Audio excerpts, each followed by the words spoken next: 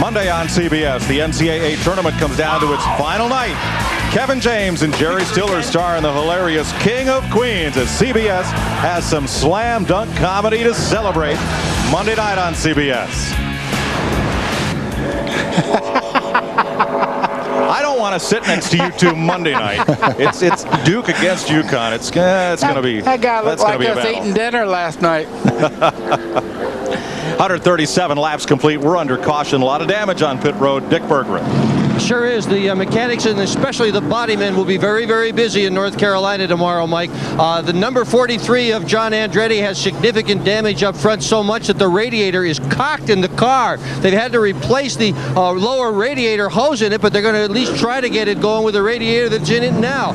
Schrader, meanwhile, it looks as if somebody sort of landed on his hood. It's all flattened down. They've tried to tape that hood in place. We got a mechanics jumping up and down on the nose of the car now, trying to straighten it out. These are race cars where a few thousandths make a lot of difference aerodynamically, but we're going at them right now with tape and sledgehammers and people jumping up and down. That's what you have to do in these kinds of situations.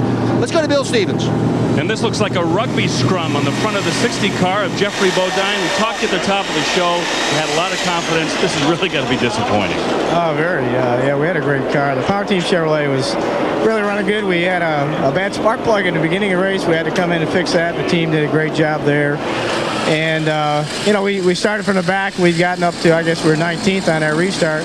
Really just working our way to the front like we needed to be doing. And I guess the 16 car lost it up high and coming off turn 2 and caused a little wreck. And we just happened to be in the middle of it. Yeah, another one of those things at Texas we're kind of almost getting used to. Ralph Shaheen. Richard Childress, car owner from Mike Skinner, has come out of the infield care center. How is Mike, Richard, and did he say what happened? Well, he lost the right front tire. It just went down on him, blew out or whatever happened. And just like happened here last year, we blew a right front tire and went straight into the wall. And he's the luckiest, toughest guy I've ever been around. And he's, right now he's got a broken shoulder blade. He's setting up. He's real alert, but they think his shoulder's broke. But other than that, he's real alert, not like he was last time. His neck, he says his neck feels good, and no leg injury this time. Any idea how long that'll keep him out of the seat? Well, we don't know. They're doing x-rays. Like I say, he's a pretty tough guy. And of course they do have next week off, the NASCAR Winston Cup drivers do. Let's have another look at Mike Skinner.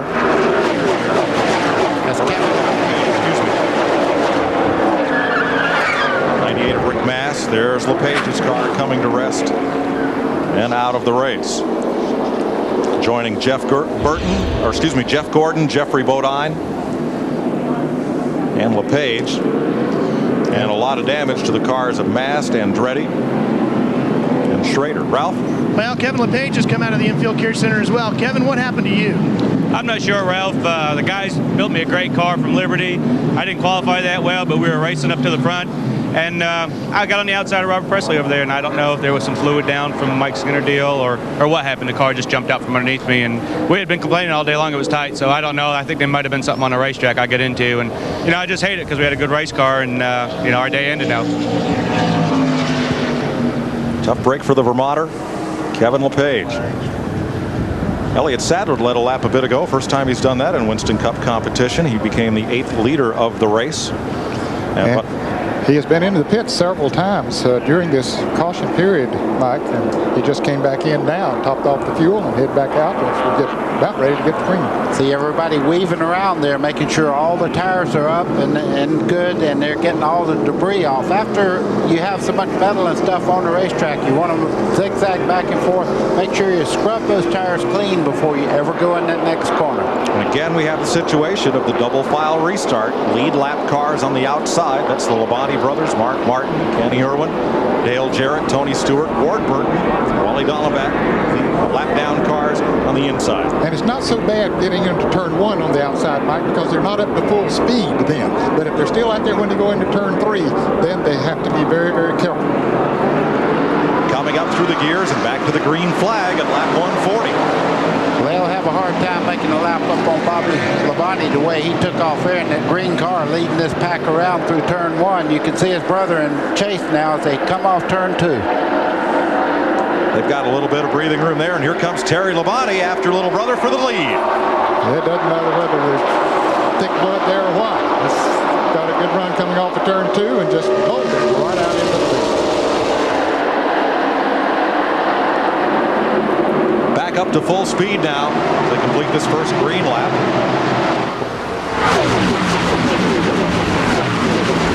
Now behind the Labonte brothers, that's Ted Musgrave.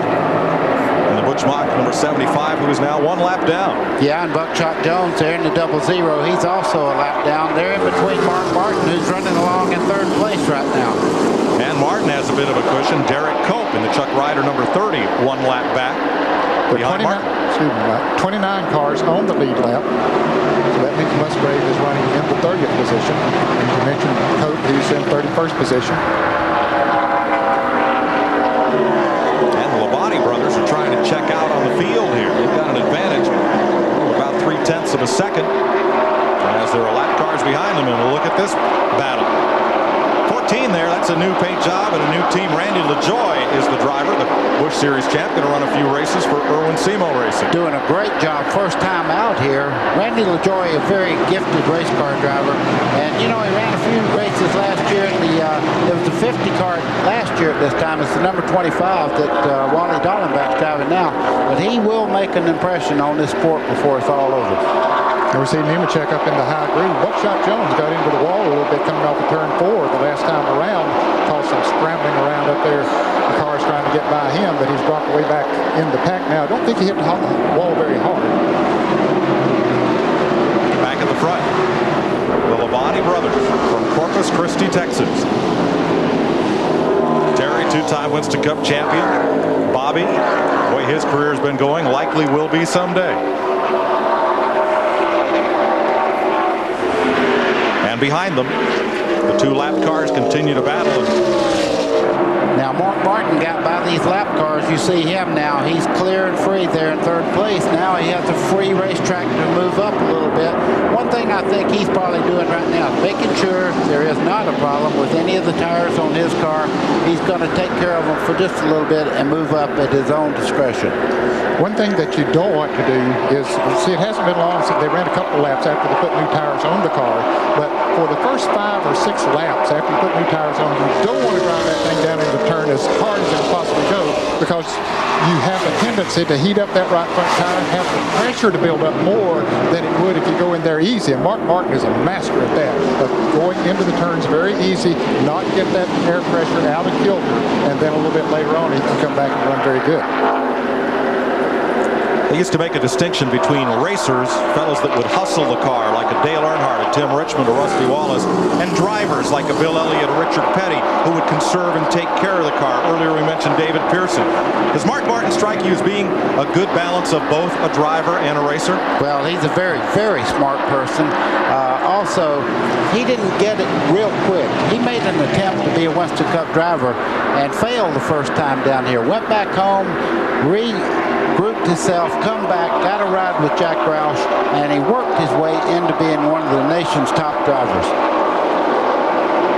Martin currently in 3rd. Now here's Earnhardt moving up on Jerry Nadeau's number 9. Ricky Craven and the 26 of Johnny Benson. They have really been going hard at it back in the field, and there's Darrell Waltrip coming up there behind them.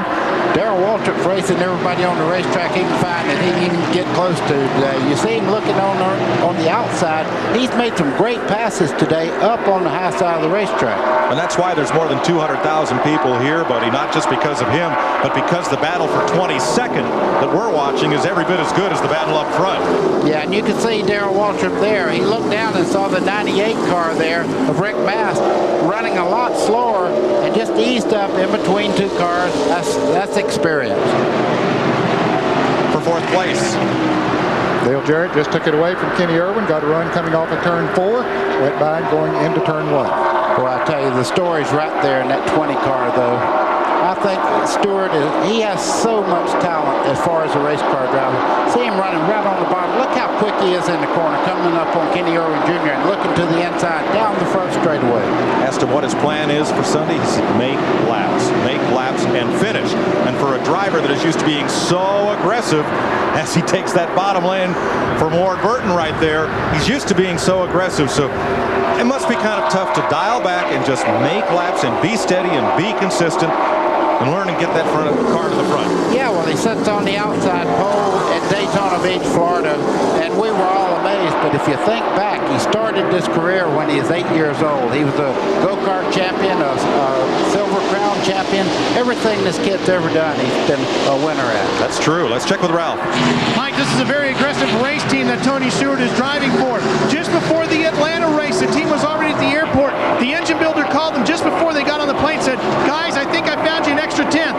They all jumped off the plane, went back to the race shop in Huntersville, North Carolina, changed the engines, ran back to the airport, then jumped on the plane. They found that extra 10th, and it worked. That same engine they used in Atlanta is in the car today. Dick Berggren? Yeah, but Ralph, all he needs here in Texas is a little bit of luck. He ran Indy cars here 3 times, had 3 engine failures. When they first pulled into the garage area, they couldn't even, crash on the racetrack.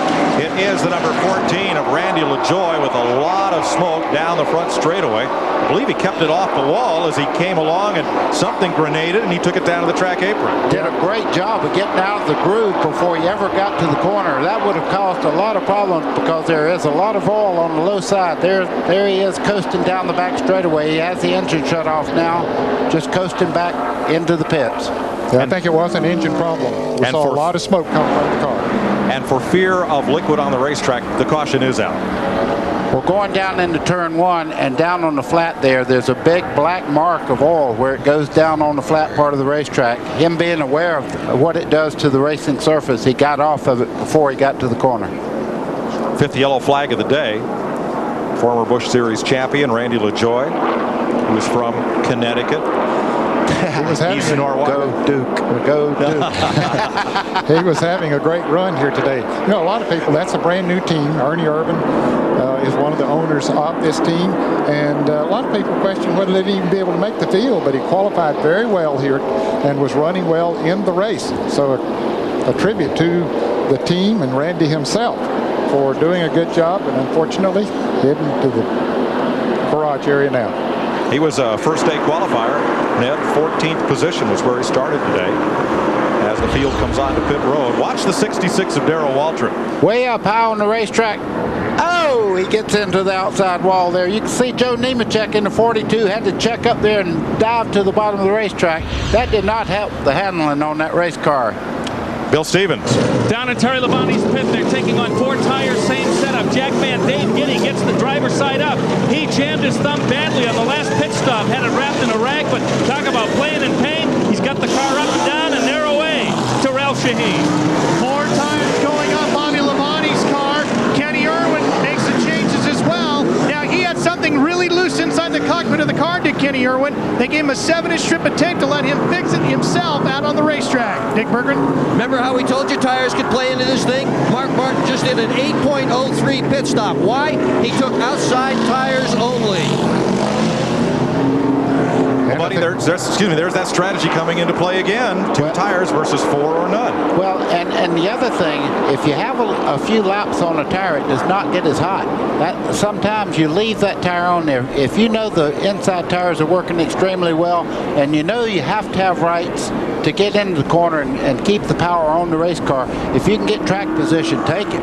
Plus the fact they haven't been out there that long on that set of tires. And there was a mad scramble out of pit road here. You see the 77 car. That's Robert Presley coming out, ran over a tire. That tire was perhaps left from Bill Elliott's car or the car just in front of Elliott. We're not sure.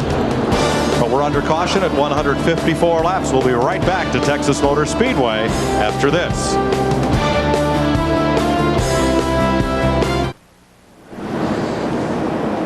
Get ready for Championship Monday, beginning with Everybody Loves Raymond at a special time, followed by King of Queens, except on the West Coast. That's Monday on CBS. Here are the 2 guys, Ricky Rudd in 10 and Darrell Waltrip in 66, with there's a Texas Jackrabbit missing both of its lucky feet because they're in those cars.